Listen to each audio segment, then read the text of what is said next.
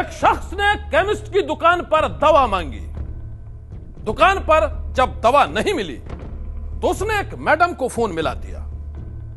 थोड़ी ही देर में फोन पर मैडम की आवाज गूंजी। वो दुकानदार को गालियां देने लगी, धमकाने लगी। और इससे भी मैडम का गुस्सा जब शांत नहीं हुआ तो उसने अपने वर्दी वाले गुंडों को दवा की दुकान पर भेज दिया। और इसके बाद जो हुआ उसे देखकर आप भी कांप उठेंगे, क्योंकि गुंडागर्दी की पूरी वारदात कैद हुई है सीसीटीवी कैमरे में। और मैडम की कहानी से दिल्ली में फैली है सनसनी।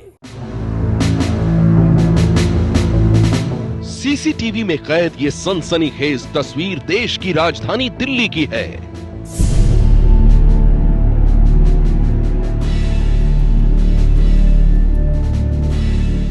ये तस्वीर है दक्षिणी दिल्ली की एक दवा दुकान की, जहां 17 सितंबर की रात खाकी वर्दी वालों के साथ मिलकर कुछ लोगों ने दुकानदार की बेरहमी से पिटाई की, धमकियां दी और बेखौफ होकर चलते बने।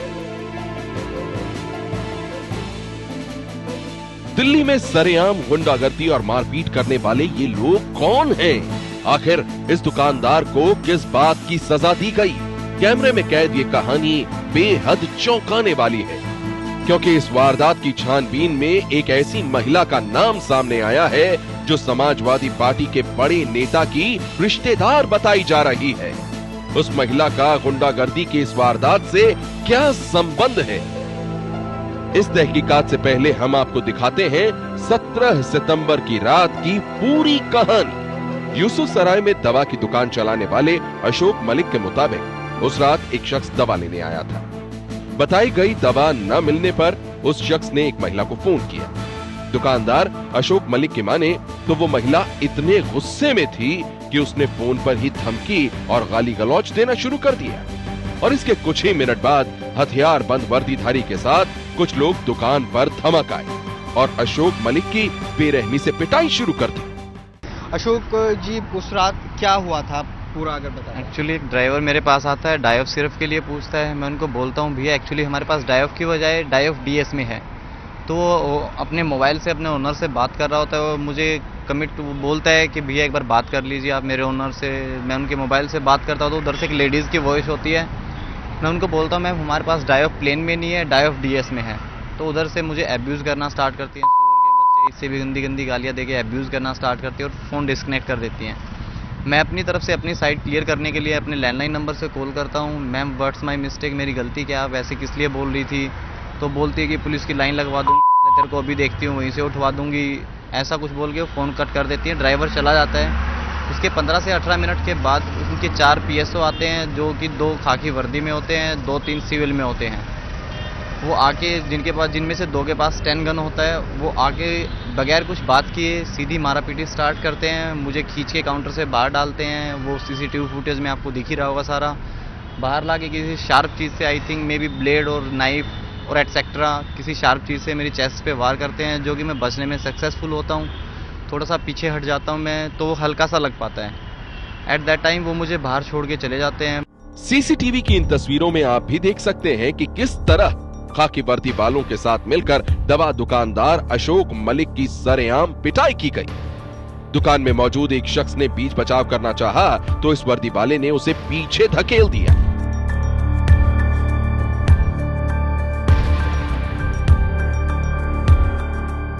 दुकानदार अशोक की पिटाई करते करते इन लोगों ने उसे बाहर घसीट लिया और वहां भी लात घूंसे बरसाए। अशोक की माने तो एक शख्स के हाथ में ब्लेड नुमा कोई धारदार चीज भी थी, जिससे वो बाल बचे। अशोक की बेरहमी से पिटाई के बाद ये सारे लोग बेखौफ होकर दुकान से बाहर निकले और गाड़ी में बैठकर चलते बने। पिटाई से जख्मी अशोक को समझ में नहीं आ रहा था कि ये वर्दी वाले गुंडे हैं कौन और उन्हें भेजा किसने है। दर्द से कराहते हुए अशोक ने इस वारदात के बाद मदद के लिए पुलिस को फोन किया। मैं 100 नंबर पे कॉल करता हूँ, पीसीआर आती है। पीसीआर वाले लोकल पुलिस को 2 बार कॉल करने के बाद लोकल पुलिस आती है। उसके बाद लोकल पुलिस बोलती है पीसीआर एमएलसी कराएगी, पीसीआर बोलती है लोकल पुलिस को हैंड ओवर कर दिया केस, लोकल पुलिस एमएलसी कराएगी। मीन्स वो एक दूसरे पे टालते रहते हैं बात को। एट लास्ट में उनको बोलता मैं खुद से एमएलसी करा लेता हूँ, फिर मैं एफआईआर दर्ज करवाता हूँ अभी की अभी। एक्चुअली मैंने अपने brother in law Jasbir Singh को कॉल किया, वो उस टाइम सीपी में थे, तो उन्होंने बोला कि आप सीपी आ जाइए, हम लेडी हार्डिंग में आपकी एमएलसी करा देते हैं। लेडी हार्डिंग में एमएलसी हुई, वहाँ योगेश कुमार सब इंस्पेक्टर जाके एमएलसी कलेक्ट करते हैं और रिटर्न में भी उसी टाइम में से लेते हैं कि हाँ मैं एफआईआर करने के इच्छुक हूँ।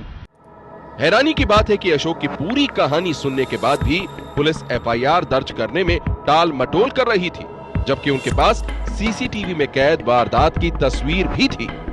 अशोक की माने तो उन्हें ऐसा लग रहा था कि पुलिस किसी के दबाव में है, लेकिन जब यह मामला सुर्खियों में आया तो पुलिस ने 17 सितंबर की इस वारदात के 9 दिन बाद यानी गुरुवार को दिल्ली के सफदरजंग एनक्लेव थाने में एफआईआर दर्ज की। एफआईआर अज्ञात लोगों के खिलाफ दर्ज की गई है। उसके बाद आज तक मींस आज सुबह 2:30 बजे एफआईआर लॉन्च की गई है, वो भी मीडिया में आने के बाद। पुलिस का कोई एक्शन नहीं रहा, पुलिस पता नहीं किस प्रेशर में थी या क्या प्रॉब्लम थी, पुलिस ने अब तक एफआईआर लॉन्च नहीं की थी। आज सुबह 2:30 बजे एफआईआर लॉन्च की गई है। सवाल यह है कि दिल्ली के उस दवा दुकानदार के साथ किन वर्दी वालों ने मारपीट की? आखिर वो महिला कौन है जिस पर धमकी और गालियां देने का आरोप है? वो कौन है जिसके इशारे पर देश की राजधानी दिल्ली में सरेआम हो रही है गुंडागर्दी? केमिस्ट शॉप के दुकानदार अशोक मलिक के माने तो जिस महिला ने फोन पर उन्हें धमकी दी, गालियां दी, उस महिला ने ही तस्वीरों में दिख रहे इन वर्दी वालों के साथ 2-3 लोगों को मारपीट के लिए भेजा था। अशोक मलिक ने मोबाइल फोन ऐप्स के जरिए जब उस फोन कॉल की छानबीन की तो पता चला कि नंबर किसी ऋचा यादव नाम की महिला का है। अशोक मलिक का कहना है कि उन्हें पता चला कि ऋचा यादव कोई आम महिला नहीं बल्कि समाजवादी पार्टी के एक बड़े नेता की बहू है। वही महिला जो दवा न मिलने जैसी छोटी सी बात पर इतनी आग बबूला हो गई कि उसने अपने सरकारी सुरक्षा गार्डों को मारपीट करने के लिए दुकान पर भेज दिया। क्या वो नंबर कैसे पता चल पाया? किसका नंबर था जिससे आपको धमकी मिली थी? लेडीज की आवाज थी? किस तरह से आपने अब पता लग रहा है? ट्रू कॉलर एक जो ऐप था लगा हुआ था, उसके जरिए पता चला था कौन? जो एक एप्लीकेशन है ट्रू कॉलर, मेरे सैमसंग के मोबाइल में, मैंने उसमें नंबर डाल के सर्च किया तो उस पर नाम आ रहा है ऋचा यादव। तो उसमें जब आपको बता रही थी किसी तरह का नेता का उसमें नाम लिया गया था या आपको किसके नाम से धमकी दी? नाम किसी का नहीं लिया गया, बस धमकी दी गई थी कि पुलिस वालों की लाइन लगा दूंगी, तुम्हें उठवा दूंगी, दैट्स इट। इसी टाइप का नाम उन्होंने किसी का नहीं लिया, ना कोई स्पेसिफिक ये बताया कि मैं एमएलए एमपी या किसी से बिलोंग करती हूँ, ऐसा कुछ नहीं बोला गया उसमें। दुकानदार अशोक मलिक की शिकायत पर एक तो पुलिस ने 9 दिन बाद एफआईआर दर्ज की, वो भी अज्ञात लोगों के नाम, और अब एक रसूखदार नेता की बहू का नाम आने से पुलिस इस केस में कुछ भी कहने से बच रही है। उन्होंने अब तक ये साफ नहीं किया है कि इन तस्वीरों में दिख रहे ये वर्दी वाले गुंडे हैं कौन और वो महिला कौन है जिसके इशारे पर देश की राजधानी दिल्ली में भी गुंडागर्दी चल रही है। दिल्ली के यूसुफ सराय में केमिस्ट के साथ हुई मारपीट पर दिल्ली पुलिस ने केस दर्ज कर लिया है। हालांकि शुरुआत में बात कही गई थी कि जो है किसी समाजवादी पार्टी के बड़े नेता की पुत्र वधू के जो थे वो गार्ड थे, उसमें उस केमिस्ट के साथ मारपीट की गई। हालांकि दिल्ली पुलिस साफ तौर पर इस कैमरे पर कुछ भी कहने से बच रही है सीधे तौर पर जो है, लेकिन पुलिस ने ये ज़रूर कहा है कि मामला जो है दर्ज कर लिया गया है और तफ्तीश की जा रही है इस पूरे मामले की।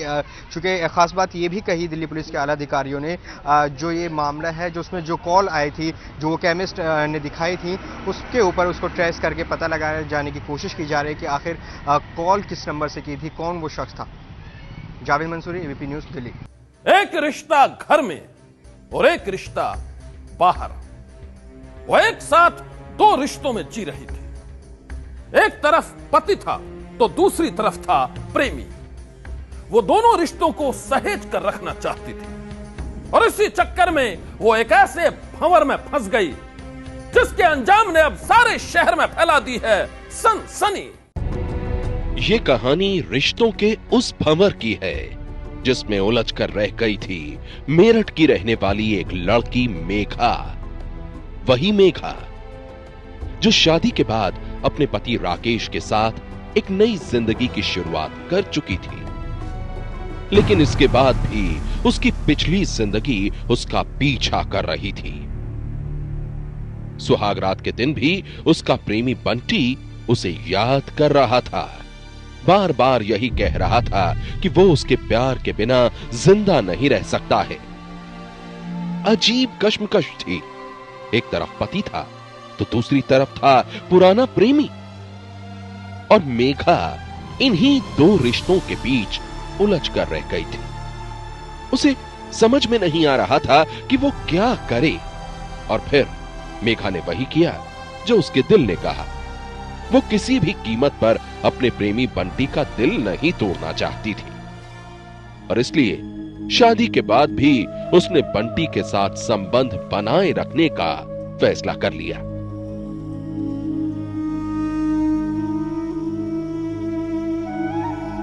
मेघा जानती थी कि वो अपने पति राकेश को धोखा दे रही है, उसके साथ बेवफाई कर रही है, लेकिन इसके बाद भी उसने अपने पुराने प्रेमी बंटी से रिश्ता नहीं तोड़ा।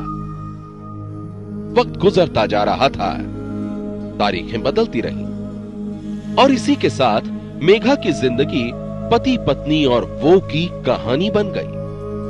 मेघा दो रिश्तों के साथ जी रही थी, लेकिन इसके बाद भी उसकी इस दोहरी जिंदगी का किसी को पता नहीं चला।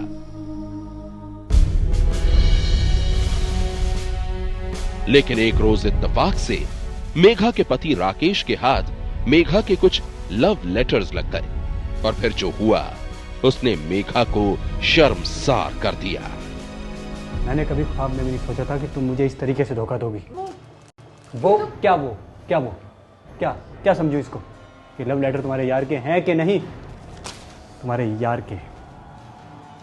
पढ़ना और सोचना कि तुमने एक सच्चे इंसान को किस तरीके से धोखा दिया।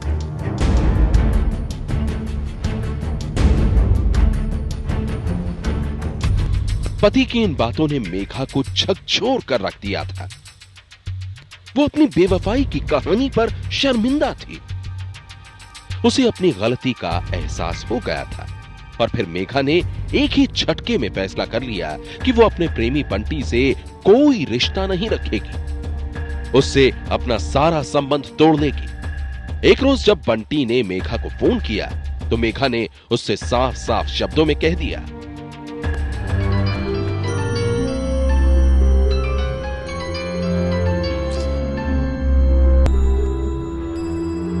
हेलो, मुझे आइंदा से फोन मत करना। मैंने अपने पति को धोखा दिया है और अब मैं उनके साथ कोई बेवफाई नहीं करना चाहती, तो प्लीज मुझे कॉल मत करना आपसे। नहीं, ये नहीं हो सकता, क्योंकि मैं तुम्हें भूल जाऊं ये हो नहीं सकता, और तुम मुझे भूल जाओ ये मैं होने नहीं दूंगा। मैं तुम्हें पूरी दुनिया के सामने बदनाम कर दूंगा। अपने प्रेमी बंटी की बातों को सुनकर मेघा कांप गई। वो जानती थी बंटी उसकी खातिर किसी भी हद तक जा सकता है, और यही बात उसे डरा रही थी। मेघा बड़ी देर तक सोचती रही, और जब उसे जिंदगी के इस भंवर से निकलने का कोई उपाय नहीं सूझा तो उसने अपने पति राकेश को सारी बात बता दी। देखिए, जो भी मैंने आपके साथ किया है मुझे पता है बहुत गलत किया है, पर अब मैं अपने पाप का प्रायश्चित करना चाहती हूँ। मेघा ने अपने पति राकेश को बताया कि उसने बंटी को अपनी जिंदगी से निकाल दिया है, और इसी बात से खफा होकर अब बंटी उसे पूरी दुनिया में बदनाम करने की धमकी दे रहा है। पर ऐसा करने पे वो मुझे धमकियां दिए जा रहा है। बताइए अब मैं क्या करूं? मेघा की इन बातों को सुनकर राकेश का खून खौल गया। उसने फैसला कर लिया, जो बंटी उसकी पत्नी को बदनाम करने की धमकी दे रहा है वो उसे जिंदा नहीं छोड़ेगा। तारीख थी 24 सितंबर 2013। राकेश ने अपनी पत्नी मेघा के जरिए बंटी को फोन करवाकर उसे एक सुनसान इलाके में मिलने के लिए बुलाया, और जब बंटी मेघा से मिलने के लिए पहुंचा तो वहां पहले से ही घात लगाकर बैठे राकेश ने बंटी को गोली मार दी। बंटी के कत्ल की ये सनसनीखेज खबर जब मेरठ पुलिस को मिली तो उसने सबसे पहले बंटी के मोबाइल फोन की कॉल डिटेल की जांच की, और उसी से पुलिस को पता चला कि बंटी को आखिरी बार मेघा ने ही फोन किया है। पुलिस को जैसे ही ये जानकारी मिली वो मेघा के घर जा पहुंची, लेकिन मेघा गायब थी। शक होने पर पुलिस ने मेघा के पति राकेश को हिरासत में ले लिया, और जब इससे सख्ती से पूछताछ की गई तो बंटी के कत्ल की सारी कहानी भी सामने आ गई। राकेश कुमार जो सिग्नल ब्रांच भटिंडा में आर्मी में पोस्टेड हैं, इनको गिरफ्तार किया और इस गिरफ्तारी के पश्चात इनके द्वारा पूछताछ में खुद स्वीकार किया गया कि इनकी पत्नी से अवैध संबंध रखने के कारण बंटी का इनके द्वारा कत्ल किया गया है और कत्ल करके इन्होंने भागने का प्रयास किया और इस तरह से ये गिरफ्तार हुए हैं। ये बंदा मेरे मैडम को ब्लैकमेल करता था, बोला था ये तो तू पास में आ, नहीं तो अपनी बहन को लेकर गया, और इसने जीना आराम कर दिया था। उसी के चलते मैंने ऐसा किया। मेरठ पुलिस अब इस खूनी खेल में शामिल आरोपी राकेश की पत्नी मेघा की तलाश कर रही है, जो पकड़े जाने के डर से कहीं छुप गई है। पुलिस का दावा है कि मेघा को भी जल्द ही गिरफ्तार कर लिया जाएगा। सनसनी के लिए मेरठ से सुधीर चौहान की रिपोर्ट। सनसनी में आज बस इतना ही। आप रहिएगा होशियार। सन्नाटे को चीरती सनसनी कल फिर देगी दस्तक आपकी दहलीज पर।